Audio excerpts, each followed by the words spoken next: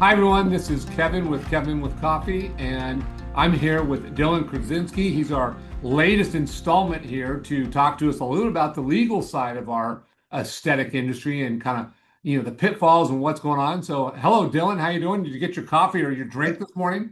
How's it going? Yeah, I have I've been off coffee for a little while and replaced it with Diet Coke, which might be terrible. But it's so addicting. It's way more addicting than coffee for me. I went the other direction. I got rid of Diet Coke and went to coffee. So, we're just kind of crossing paths that way. So, I get it. I still have a coffee every now and then. I miss the ritual of it, the mixing pour a of little it. half and Yeah, half. yeah, yeah. I like that.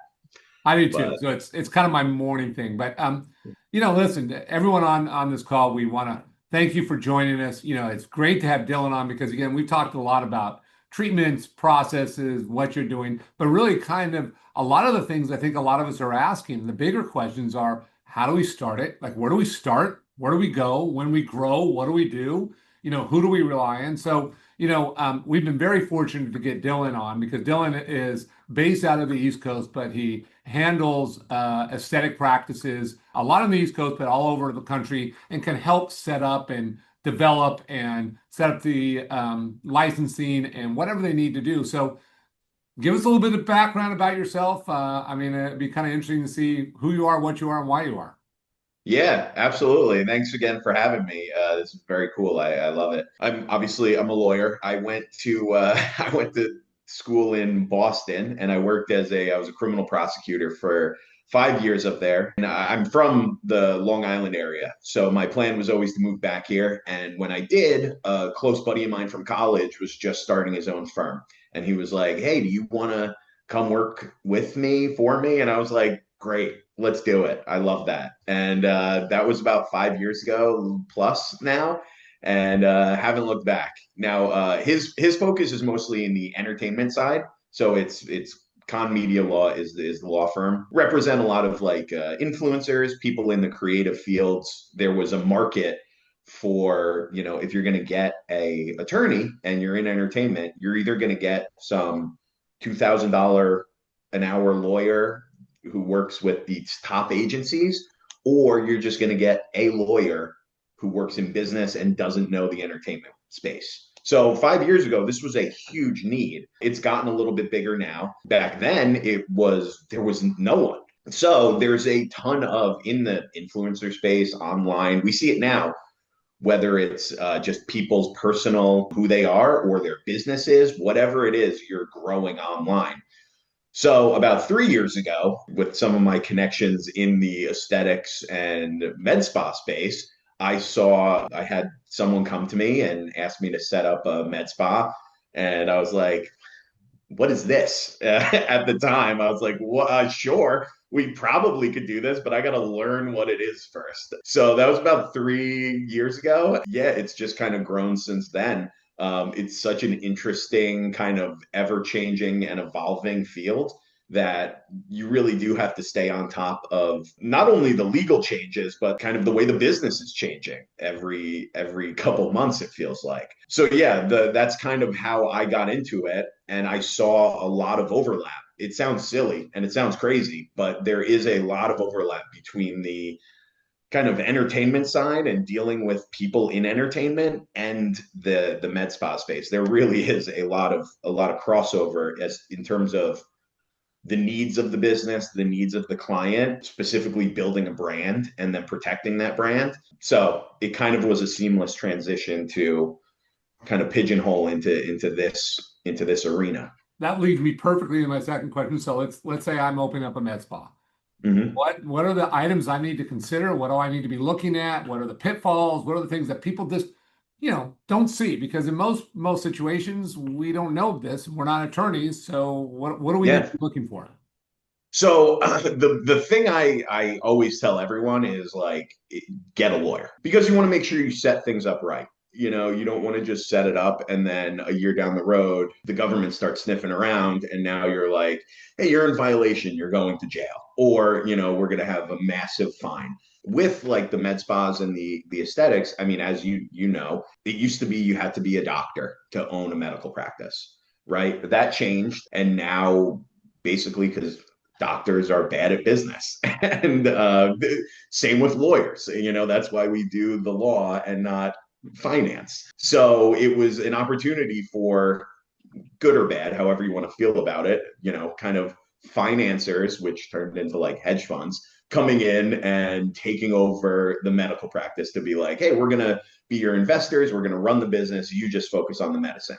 What that led to, obviously, as you know, was the med spa space, and people, kind of everyday people, nurses, physicians assistants, people who have an interest in it, kind of coming in and having the opportunity to open these businesses with, a medical professional, with a doctor, either, on staff as part of the business. So there are certain ways that we go about forming that.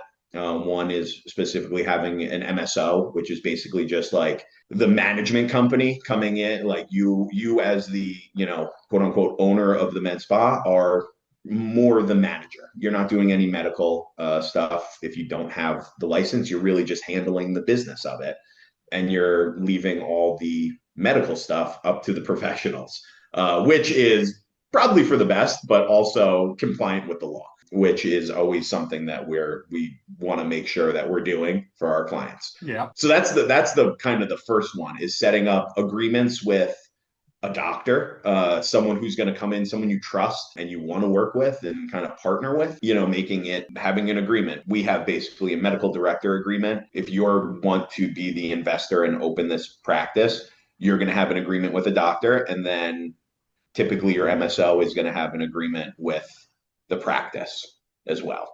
So that's kind of how we set them up. That's kind of the general formation to make sure everything is so with that, I mean, copacetic. I guess everyone's always afraid, like, oh my God, is this going to take forever? And is it going to be, $500,000 to set it up? I mean, how long does it do? It sounds very complicated, but from Mm. what I've heard, just from looking you up and hearing from people that have worked with you, it's actually a pretty simple process. Am I correct by that, or is that?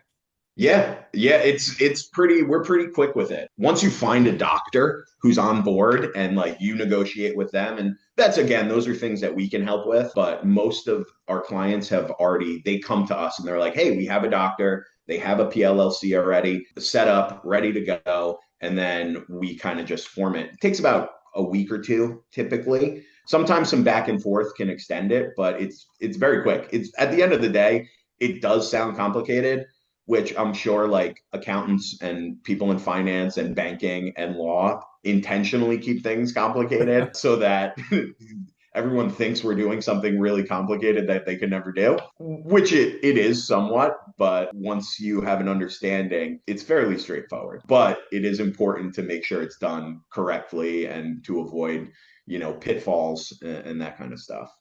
Well, okay, then let's go to the second question. So you set this up. They become wildly successful. They build a brand, whatever, XYZ brand. It's great. How do you protect that? I mean, you're talking about the branding for some of your social media influencers and whatnot. How do you do that with a medical practice? Kind of what are you looking for? Yeah. So primarily the first thing is trademarking, whether that's the name, the logo, both. We work with, the process. Now that does take, talking about time. It is actually crazy with the USPTO, is the federal agency that reviews and accepts or rejects all trademarks. And it's good because, I don't know how deep I need to get into this, but like basically there is a huge database of every register, everyone from McDonald's and Nike all the way down to like, mom and pop hardware. Anyone who has a trademark is in this system. And when you submit an application, you come up with a great name for your business. We do a search, we submit it, and then eventually it gets reviewed. Usually about a month or two, maybe 5 months, it'll get assigned to an examiner, and they'll dig in to see if there's any conflicts. If there is, they'll contact us. We'll make an argument, typically like, yeah, ours is different because XYZ. And then eventually, ideally, it'll get accepted. And then your mark is good to use. Not only, I shouldn't say use, the protection is good to be enforced. So that's the big thing, is having it and applying for it. A lot of the times it's first use in business or first use in commerce, or if you haven't started using it yet, it's first to file. So if there is you start this business and you don't file, and then, you haven't started yet, and then someone else goes, this is a great name, I'm going to take it, and you haven't put it in commerce yet, haven't used it, they could steal that right from under you, which is something we're always concerned about and you don't want to see happen. It's the same way as, like, on a simpler note, like making sure you get your URL, the website name, and you don't want to end up with, like, mom and pop shop one, when mom and pop shop is already taken. That's a big thing. So the logos, the names, but also in the med spa space, what we've seen is specific procedures you can trademark and then license out. And that is, not only is it a huge asset to have for your business, but it is a way that you can make a huge amount of money. I mean, the guy who did the vampire facial trademarked that. In that, my understanding is that's a fairly common procedure that, like, everyone was already doing, but Kim Kardashian posts about the vampire facial, and every woman under 60 wants to get the vampire facial. So they're going to look for the med spa that's advertising the vampire facial. Well, that's trademarked. How do we get access to advertise that? You license it, and that guy's worth like $30 million. So that's mostly from licensing, I believe. I think he has like 4 or 5 different things that he is licensed. And I'm sure I'm telling you already know, I'm sure, but No, I'm not the expert. You are. okay. That's well, yeah. But yeah, that's a huge way to kind of generate, in addition to your clients, it's a huge way for you to make kind of a secondary income where you're not really doing anything. You're just getting paid for someone to use your brand, which is kind of ideal. If you can have a celebrity, post about a procedure that you've trademarked and you've built, you're not going to be practicing medicine anymore. You're going to be hanging out on your boat in Miami and just collecting a paycheck. And isn't that everybody's dream? Kind of everyone's dream. I'm still working for that. I haven't figured out that boat in Miami yet. Yeah. Isn't that why everyone gets into owning their own business, to eventually sell it or franchise it, and then you don't have to work anymore? So, I find a lot of offices really don't have that exit plan.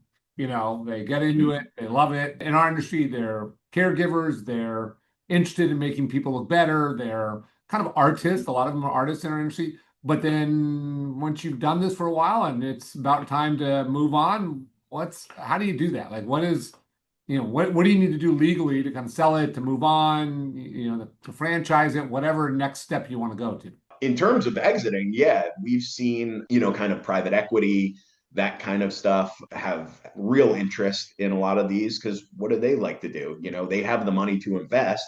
So if you have the structure and the system set up, they're going to be more than happy to come in and pay you to basically just kind of hand over this seamless kind of thing that you've already built. Your client book, your assets, which is not only physical, but again, your trademarks, your procedure trademarks that you might have that you can license, any kind of agreements you have in that sense. So there is a lot. It's not just like a business that you're selling. There can be a lot of other things in there that people are interested in acquiring. That is a nice thing about med spas right now. My belief has always been, whenever you open a business, there's 2 things that you really need to have. You need to have a good attorney, and you need to have a good accountant. Those are the 2 most important things, in my opinion. Having 1,000%. people to rely on, to bounce ideas off of, to do that. And again, obviously, it's been well said that you've been a great partner with a lot of these offices when they open up their practice, just to get an idea, a sense of where they should go and how they should do, and different way of going. So maybe if you can give everyone just a little background of like who to contact if they want to reach you, Dylan, and they want you to put together some sort of trademark or process. What do we need to do? How do we send them to you? What's all that? 1,000%. Yeah. You can send me an email at dylan@kahnmedialaw.com. The way we approach the business of law too, so many people are so afraid to contact their lawyers because they don't want to get charged. A lot of these lawyers, at 500 to $1,000 an hour, they're afraid to call and ask a question because they don't want to get a bill for 5 minutes for $100. Oh, I'll Yeah. just Google it. When my boss Kevin started this firm, he was the complete opposite. He's like, we want to help people and to make sure they're doing things right, basically investing in people with the hopes that they're going to be lifelong clients. And that's kind of the way we do things. We're not trying to nickel and dime people. We're trying to kind of really help them. And that's the big thing I thought of as we were just ending. We always say the biggest thing we're selling is not legal advice, but it's peace of mind. And that's really the most important thing you can have when you hire a lawyer is peace of mind that things are being done right, things are being done above board, and that nothing shady is going on. So that's our big thing. I'm a big fan of sleeping well at night, so I like to sleep well. Exactly. Exactly. Well, everyone, thank you for joining us for another coffee at Kevin. We're going to do a longer one with Dylan down the road, and we'll probably even get him if we can convince him to fly on a plane once in a while, go do some talks across the country just to help us all out. Because again, I've learned some new things. I know I talked to a lot of our offices always looking to kind of grow their practice, and good legal advice is, I don't want to say hard to come by, but someone with the expertise as Dylan is in the industry is very hard to come by. So thank you all for getting on, and thank you, Dylan, for joining us and giving us a piece of your legal advice and Yeah. expertise, and we'll maybe steal a little bit more at a different time.